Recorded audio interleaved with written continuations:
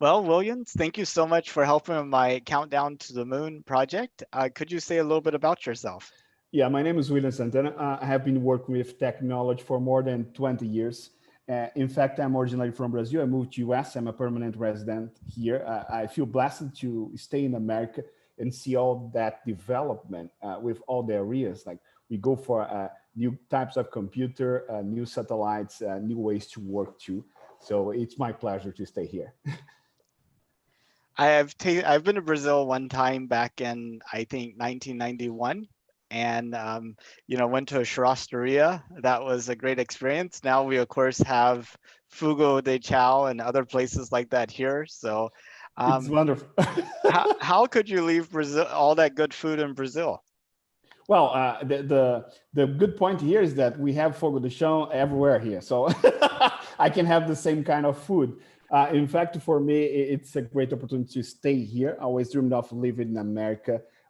Here, I see that we have a fast pace to experience new technology, new ideas. So if you have a new idea, you present to a group. The group will evaluate that. If they see the value, all the group people or members can work together and make sure that they build on that. So I believe here I have the sensation that everything's possible, like because America has an open mind to new things. Super. Um, Williams, did you know that we were planning to send humans to the moon in 2024? Yeah, I heard that because you published the articles too. I know about the first man that stepped on the moon. And when I saw that at the first time in Brazil, I got positively emotional because we didn't expect that. We're like, oh my gosh, it can happen. We can do that. We have technology to go through that. So every time that I listen to that specific fact, what comes to my mind is like, we can go to different planets. We can develop new technology. We can involve more people. We can create more markets for that. And some time ago, we're talking about some companies that are creating robots to build the structures on different planets. So we can send the robots and do that for us and get prepared in a way that when you go there, we have the proper structure to live. So for me, I get much more excited every time that I heard about that. And every time that I see news regarding the same kind of environment or future environment that we can have. And do you know the last time we went to the moon? Yeah, I mean, I have all the data here.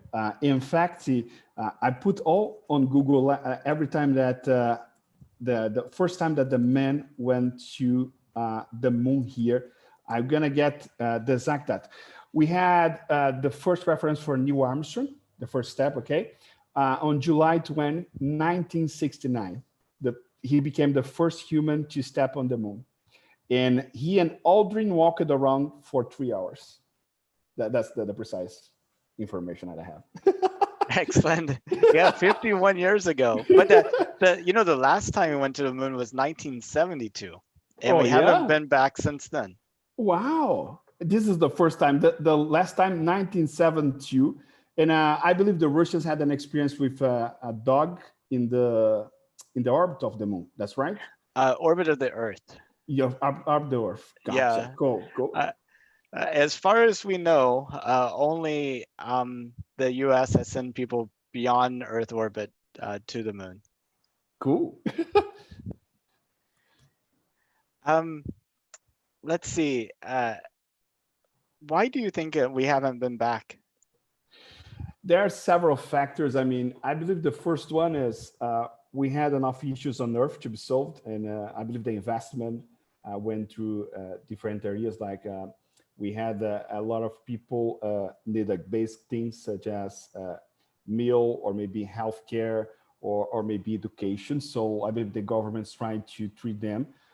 If you consider the periods after the Second World War, we had the Cold War too, and it stimulated the race to go to space. But after some period, the world became much more globalized. So more companies start doing more business, focus on different regions on Earth. And I believe that's why we could not invest more. I believe now we have another opportunity to get back and make sure that we can develop more technology because the satellites can help us with information or information shared around the globe. And we can develop more markets too in a way that more companies can go through different needs. That's my idea now. That's how it works in my mind. Well, what do you think about us going back in 2024? I mean, do you think it's a good thing, bad thing, wrong time, right time? What do you think?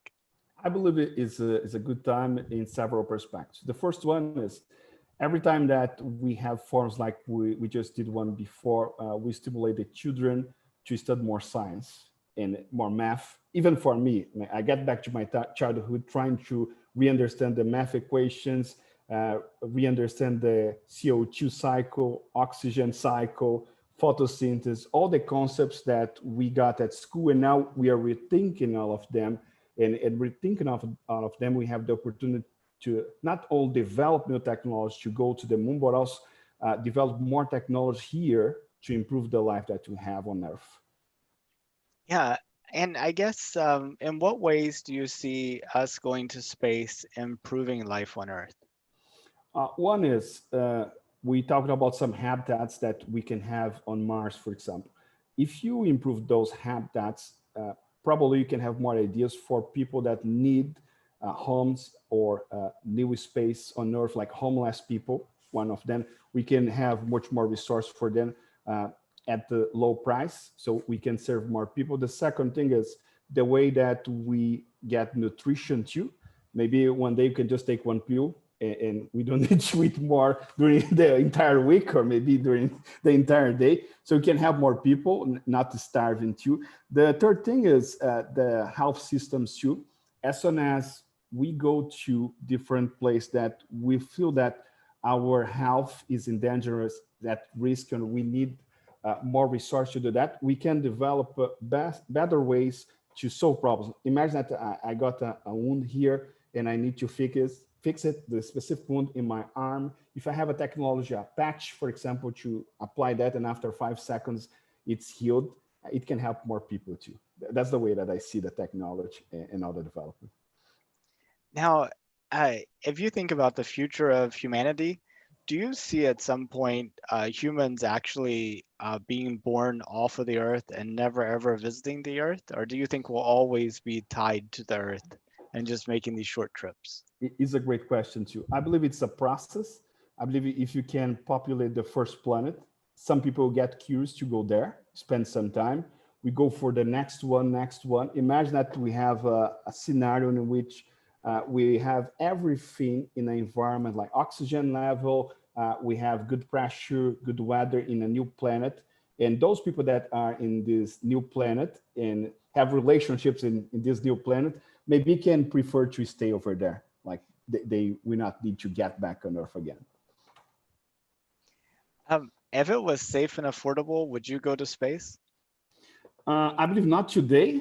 I mean, we need more resource, but maybe in some decades, it's going to be much more affordable. I know that some companies try to have a kind of a cheap flight or to experience like the orbit of the Earth. And maybe in the future, you can have a kind of affordable ticket to go to Mars or other planet and stay over there a little bit, or go to the moon, stay like one day, get back. And as soon as more people do that, along the journey, we have a tendency to get cheap flights or cheaper flights compared today.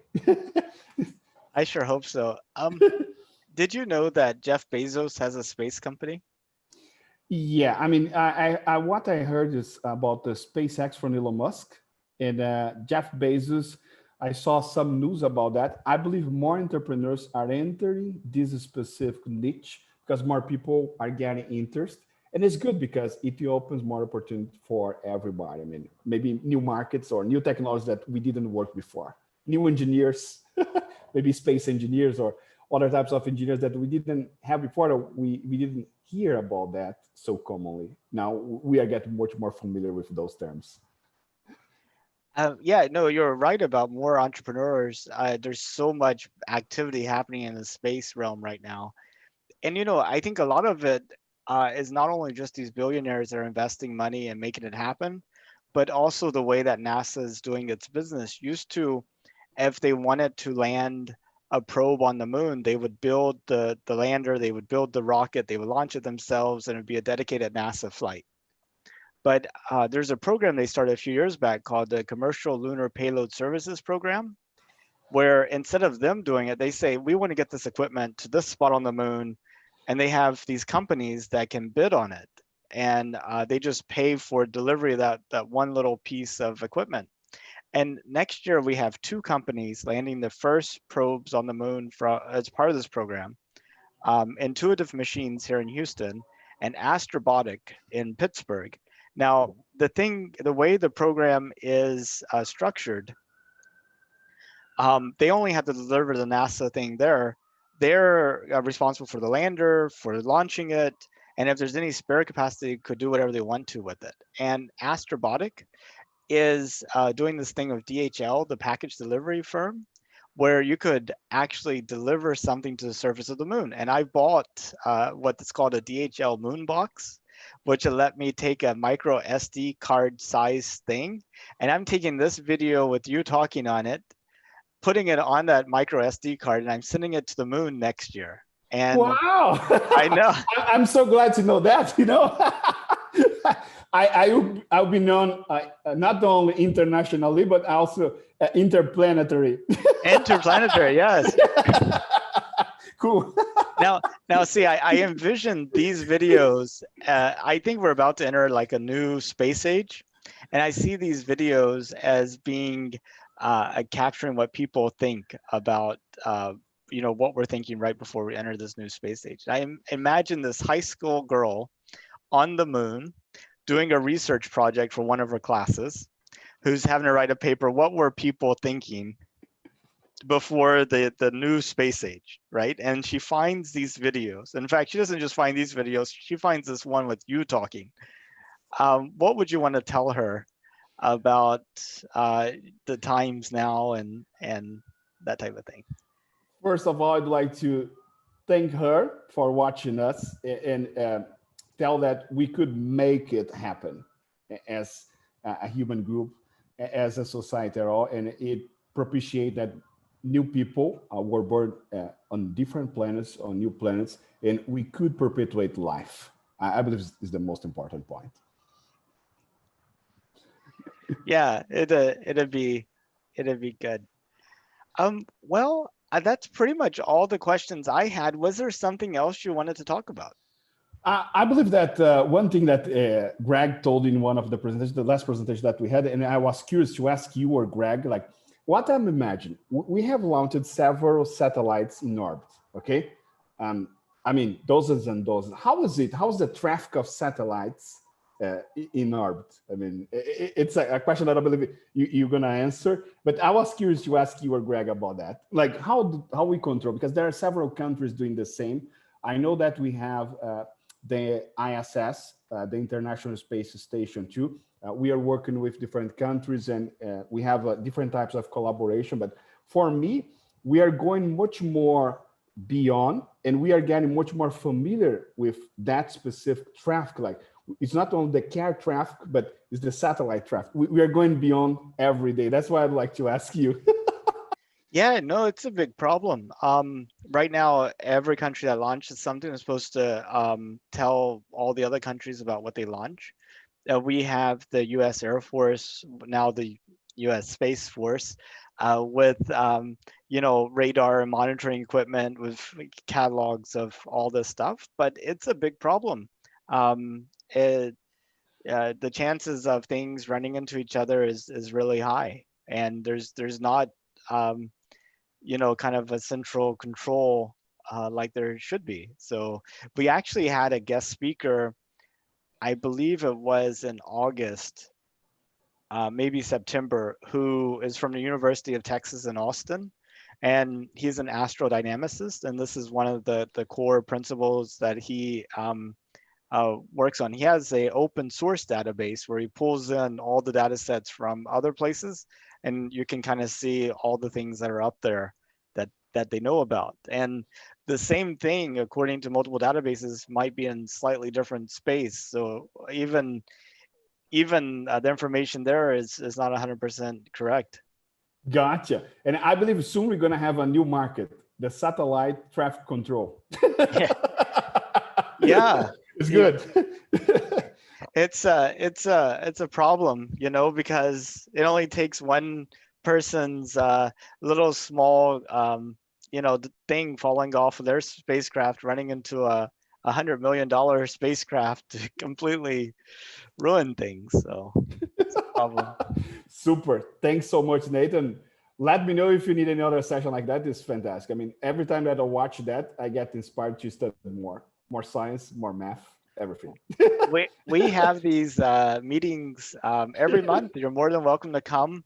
We usually have them in person. We only started them virtually, with the COVID thing. Gotcha. But I think even after we start having them in person again, I'm gonna try to arrange it so we can have like a virtual thing. But I haven't figured out the details yet. Wonderful. Thanks so much.